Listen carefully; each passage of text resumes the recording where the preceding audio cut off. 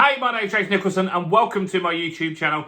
There's a shocking problem with the court systems that's been identified via a Freedom of Information Act. Now, the information that came, or lack of it, indicates that the government seems to be hiding that the courts are woefully ill prepared for what's going to hit them after we have the Section 21 being abolished in the Renters' Rights Bill. In this video, I'm going to talk about who's doing the Freedom of Information Act, what they've done about not getting the information, and what this says to us as landlords, as tenants, as everybody that's involved in the property process on what we can expect once this passes. Now, if you're new around here and you haven't done already, do make sure you subscribe to the channel over there and hit that bell notification. We give you all the latest updates on the Renters' Rights Bill more than any other channel on YouTube. We also give you the latest property news, interest rate news, house price news, and property investing news. And let's get some more views on this video because I think it's important that people understand what's going on. How do we do that? Simple. Smash like, tickle like, do something to the like button. That really helps with the YouTube algorithm and that really has helped the channel grow. So thanks to everyone that does that. So, the Renters' Rights Bill, if you don't know what it is, I'm sure you do if you're watching, but a quick recap. It's a bill designed to obviously improve rights for tenants. And it was going to be a similar thing in the Conservatives, but obviously Labour got into power, they changed the name slightly of the bill, and the goal of the bill is to make it a lot fairer and to deal with rogue landlords. For example, you've got fines in there for landlords that are going up from a minimum of £5,000 to £7,000, a maximum of 30 grand going up to a maximum of 40 grand. You've got landlords now having to consider having pets in the property, which they might not be massively keen on. But the biggest stumbling block and the biggest thing that really does worry landlords is getting rid of something called Section 21. Now, Section 21 is what they call a no-fault eviction. It means you can get rid of a tenant for any reason. You can give them 2 months' notice. Now, landlords like that because it gives them the option, if the tenant doesn't pay rent, if they damage the property, or whatever happens to the property, they can use the Section 1 to get rid of the tenant without necessarily having to go to the court.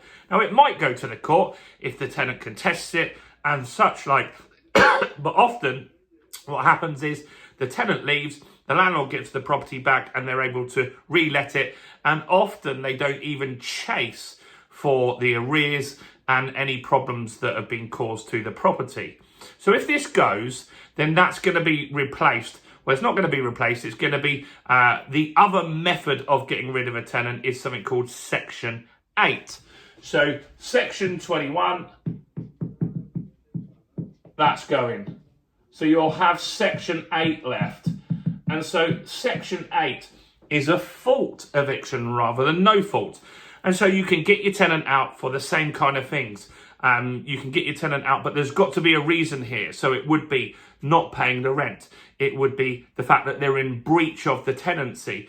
A lot of you have asked if you're forced to have pets and maybe they don't initially move in with a pet and then they get one, that would be a breach of tenancy because they haven't told you about that initially when you made the decision to give them the property. They still would have to get permission. But it also could be for antisocial behaviour or various other reasons. So Section 8 is the new thing that needs to happen. The problem is, as a lot of landlords and tenants on this channel have commented on thousands of my videos, this is really slow. And so let's just say, for argument's sake, you've got a tenant that's not paying you rent. Now, that's not great. So you put a Section 8 notice in, you start the process of taking them to court. It can take 6 months before you even get a hearing.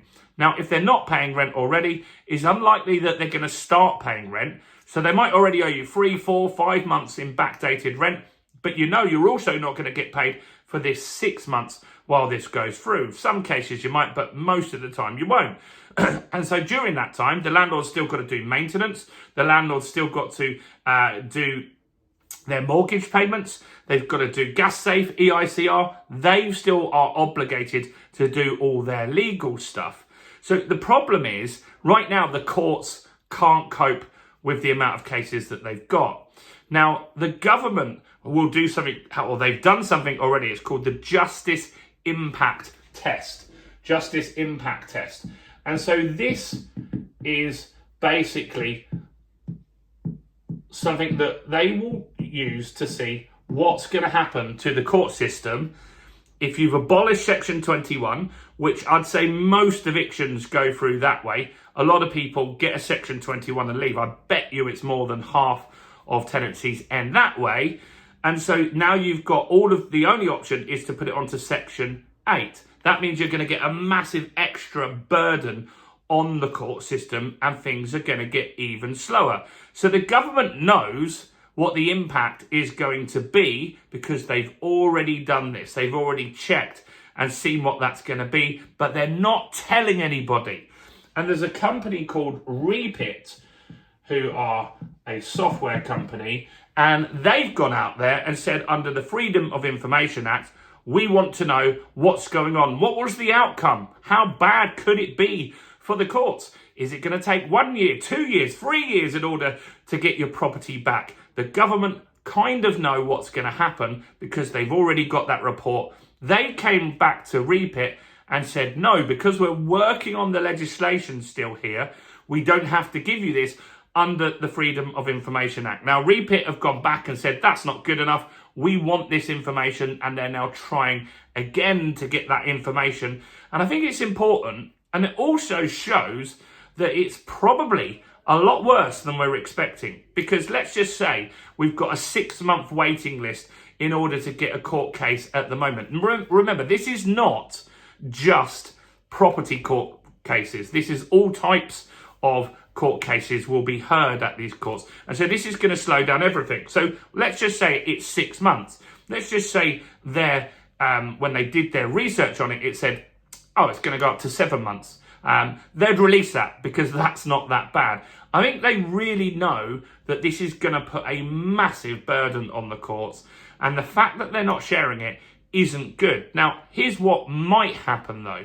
You see, when they go through the Renters' Rights Bill, we've already had this with leasehold reform. The Leasehold Reform Act was actually one reason why this channel got really popular and has nearly got 50,000 subscribers now. And so the Leasehold Reform Act passed, and there's lots of little moving parts in that, like being able to extend your lease to 990 years, getting rid of marriage value. These things haven't become active law yet. We're not really hearing much on that anymore, but they've done some easy parts in that act. So, for example, they've done it that you don't have to wait 2 years to extend the lease when you get a property. What I think could happen is that the Renters' Rights Bill passes. It passes with Section 21 being abolished. And what I fully expect to happen is that that part of the bill just doesn't become active for years while they try and resolve the courts. I think that you will not see the Section 21 actually being an active part that is abolished for at least 2 years, 3 years, 4 years, or maybe even longer. I think that they'll say that they've done that so they get the headline, so they can go out to the media and say, no fault evictions were banned under Labour, but the fact that they're not active is kind of like not even passing it. So I think there's going to be a massive delay, or potentially it will actually never become active because the courts won't get organised because the government doesn't have the money to fund them. They're disorganised and things are very, very slow. But I do think that the fact that they won't give us this impact report does show that they know how bad this actually could get. Let me know what you think in the comments. And lastly, before you go, do make sure you grab a copy of Mortgage Secrets, How to Get the Best Deal on Your Mortgage in 2025 and Beyond. This could help you save thousands and thousands of pounds. Hundreds of you have already taken this. I'm going to pin this in the first comment and in the description, so grab a copy of that while you're here. It doesn't cost any money. And also, while you're here, do check out all the other content on the channel, including this video right here.